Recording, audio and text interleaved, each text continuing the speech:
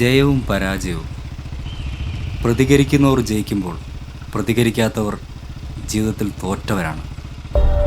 ഇത് കൊലപാതകം തന്നെയാണോ അതോ ആക്സിഡന്റ് ആണോ?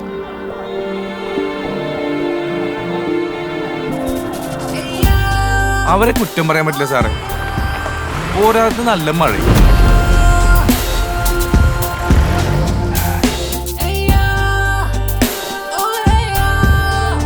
വണ്ടി എടുക്കാൻ പോകുന്നേ ഉള്ളൂ, അതിനു മുമ്പ് 4 ടയറിങ് വാങ്ങിയിടാന്ന് വെച്ചു.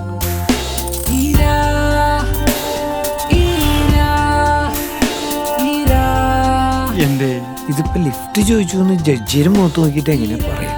സാറ് മനുഷ്യൻ തന്നെയാണോ?